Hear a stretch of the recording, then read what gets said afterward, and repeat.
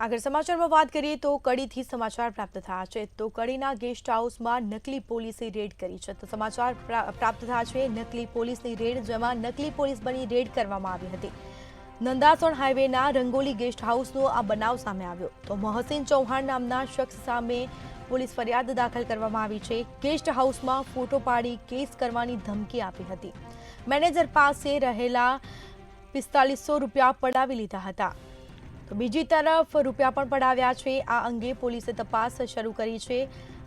મોહસિન ચૌહાણ નામના શખ્સ સામે ફરિયાદ પણ દાખલ કરાઈ નંદાસણ હાઈવેના રંગોલી ગેસ્ટ હાઉસનો આ બનાવ સામે આવ્યો તો નકલી પોલીસ બનીને રેડ કરવામાં આવી હતી તો ગેસ્ટ હાઉસમાં ફોટો પાડી કેસ કરવાની ધમકી આપી હતી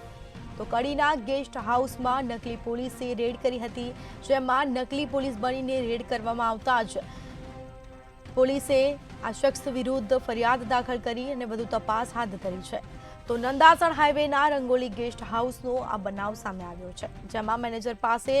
રૂપિયા પડાવ્યા હતા ગેસ્ટ હાઉસમાં ફોટો પાડી કેસ કરવાની પણ ધમકી આપી હતી મોહસિન ચૌહાણ નામના શખ્સ સામે ફરિયાદ દાખલ કરાઈ છે તો આ અંગે પોલીસે વધુ તપાસ શરૂ કરી છે તો નંદાસણ હાઈવેના રંગોલી ગેસ્ટ હાઉસનો આ બનાવ સામે આવ્યો છે મોહસિન ચૌહાણ નામના શખ્સ સામે ફરિયાદ દાખલ કરાઈ કડીના ગેસ્ટ હાઉસમાં નકલી પોલીસે રેડ કરી હતી તો અજાણ્યા શખ્સ વિરુદ્ધ એટલે કે મોહસિન ચૌહાણ નામના શખ્સ વિરુદ્ધ હાલ ફરિયાદ પણ દાખલ કરાઈ છે તો બીજી તરફ ગેસ્ટ હાઉસમાં ફોટો પાડી કેસ કરવાની પણ ધમકી આપી હતી અને મેનેજર પાસે રૂપિયા પણ પડાવ્યા હતા